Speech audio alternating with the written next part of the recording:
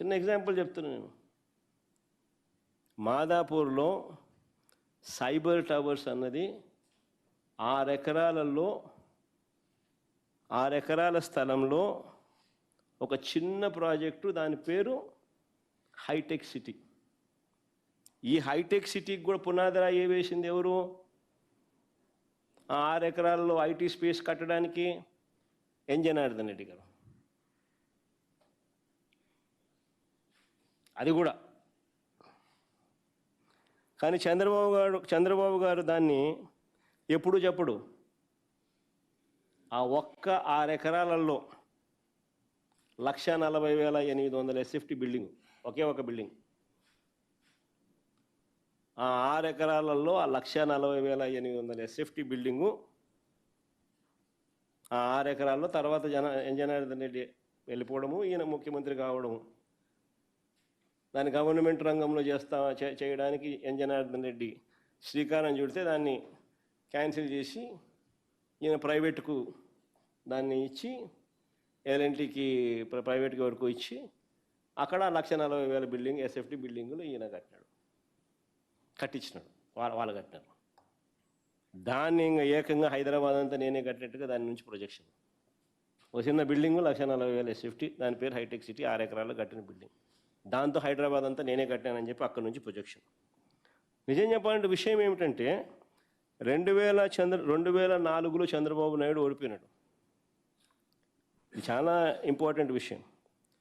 2004లో చంద్రబాబు నాయుడు గారు ఓడిపోయిన తర్వాత హైదరాబాద్ అన్నది చంద్రబాబు చేతిలో లేదు. 2004, 2009 నాన్నగారు గెలిచారు. 2004లో చంద్రబాబు ఓడిపోయిన తర్వాత చంద్రబాబు నాయుడు చేతిలో హైదరాబాద్ లేదు. 2004 నుంచి 2009, 2009 నుంచి 2014, ఆ 10 ఏళ్ళు నాన్నగారు గెలిచిన పరిస్థితులు. తర్వాత మరో 2 సార్లు కేసీఆర్ గారు గెలిచారు. అంటే దాని అర్థం ఏకంగా 20 సంవత్సరాల పాటు చంద్రబాబు నాయుడు గారికి హైదరాబాద్కి ఎటువంటి సంబంధం లేదు.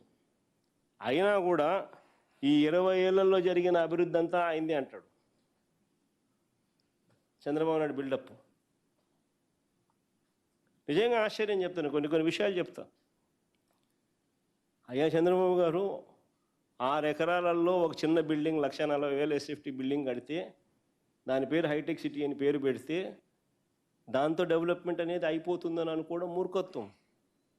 దాని తర్వాత నువ్వు వెళ్ళిపోయినావు.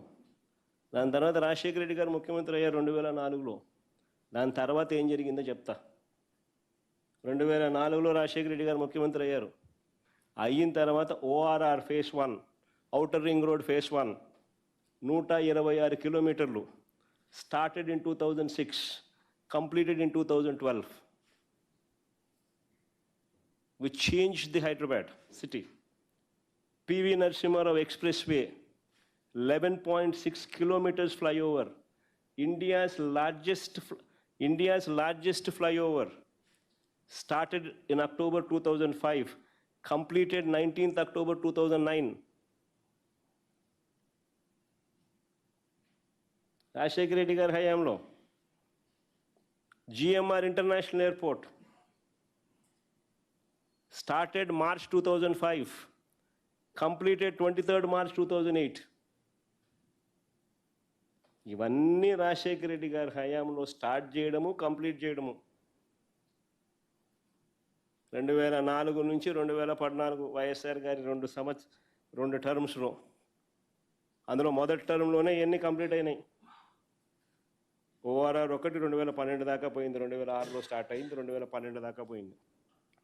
PV Narasimha Rao express highway 11.6 kilometres flyover అయితే అక్టోబర్ 2005లో స్టార్టు, 2009 19th అక్టోబర్ కంప్లీట్.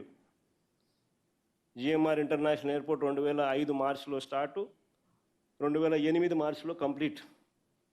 ఇవన్నీ జరిగాయి కాబట్టే అయ్యా చంద్రబాబు నాయుడు దిగిపోయే నాటికి 2003-04లో రాష్ట్రం నుంచి, అప్పట్లో తెలంగాణ ఆంధ్ర కలిసి ఉన్న రాష్ట్రం నుంచి IT exports, IT and ITES exports IT and IT related exports చూస్తే 5,660 కోట్లు. చంద్రబాబు నాయుడు దిగిపోయే నాటికి 5 సంవత్సరాలలో వైఎస్ఆర్ గారు ముఖ్యమంత్రి కావడం 2004 నుంచి 2009 5 సంవత్సరాల్లో ఇవన్నీ వైఎస్ఆర్ గారు చేయగలిగారు కాబట్టి ఐటీ అండ్ ఐటీఎస్ ఎక్స్పోర్ట్స్ ఎంతో తెలుసా? 2008-9 వచ్చేసరికి 32,509 కోట్లు. ఎక్కడ 5,650 కోట్లు, ఎక్కడ 32,509 కోట్లు? 5 ఏళ్ళే.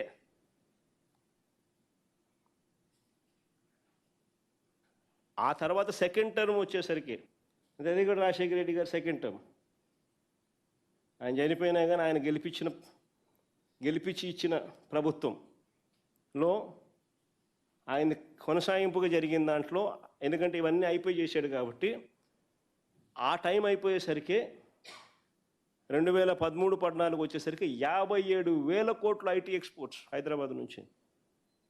ఎక్కడ 5,650 కోట్లు అని చెప్పి నువ్వే హైదరాబాద్ అంతా నేనే కట్టేసినాను, ఐటీ అంటే చంద్రబాబు నేనే అని చెప్పి చెప్పుకునే పరిస్థితి నుంచి సీ ద డిఫరెన్స్. వేరే వాళ్ళు చేసిన దానికి వాళ్ళ క్రెడిట్ ఇవ్వాల. దాని తర్వాత ఆయన తర్వాత మన కేసీఆర్ గారు వచ్చారు. ఆయన 2 టర్మ్స్ ఉన్నారు. ఆయన కూడా గొప్పగా నాన్నగారి దగ్గర నుంచి ఎక్కడైతే ఎండ్ అయిందో ఆయన కూడా గొప్పగా అక్కడి నుంచి స్టార్ట్ చేసి ఆయన కూడా గొప్ప పరిపాలన చేశాడు. దానివల్ల హైదరాబాద్ ఈరోజు ఐటీలో ఆయన 5,650 కోట్ల గురించి మాట్లాడుతా అంటే ఈరోజు ఐటీ ఎక్స్పోర్ట్స్ ఫ్రమ్ తెలంగాణ 2 లక్షల కోట్లు.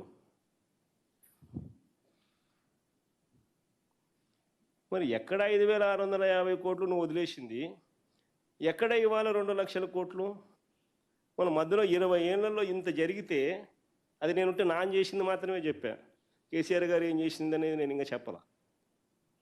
అది చెప్పకనే మొత్తం నేనే చేసిన హైదరాబాద్ మొత్తం నానే అంటే ఎట్లుంటుంది? ఈ చంద్రబాబు నాయుడుకి ఇది కొత్త కాదు. This is generally how his publicity stunt is. Credit వేరే వాళ్ళకి ఎవరికి అయినా కూడా ఇవ్వడు. వేరే వాళ్ళకు ఇవ్వాల్సిన డ్యూ క్రెడిట్ వాళ్ళకు ఇవ్వకపోవడం చంద్రబాబు నాయుడుకున్న దుర్మార్గమైన నైజం.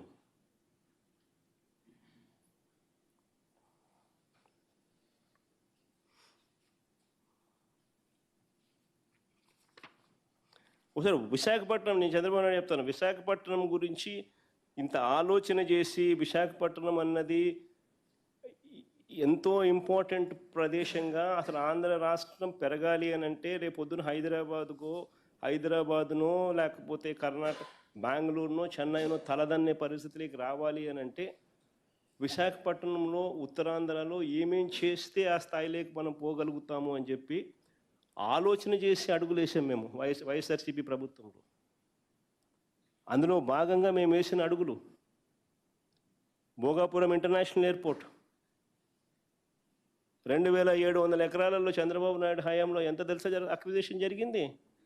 కేవలం 377 ఎకరాలు అంతే.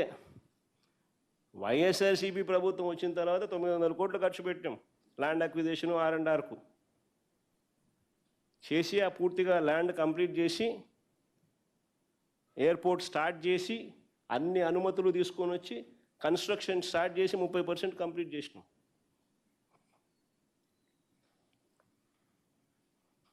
ఇంకో సంవత్సరంలో ప్రాజెక్టు కూడా అయిపోతుంది. ఉత్తరాంధ్రలో శ్రీకాకుళంలో మూలపేట కొత్త పోర్టు. శ్రీకాకుళం ఉత్తరాంధ్ర అన్నది ఉత్తరాంధ్ర దిశ మార్చాలి అంటే శ్రీకాకుళంలో ఒక పోర్టు రావాలి, పోర్టు వస్తేనే ఉత్తరాంధ్ర దిశ మారుతుందని మూలపేటలో ఏకంగా ఒక పోర్టు, గవర్నమెంట్ పోర్టు,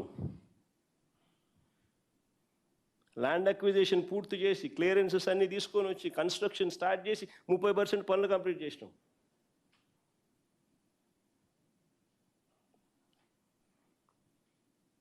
విజయనగరంలో మెడికల్ కాలేజ్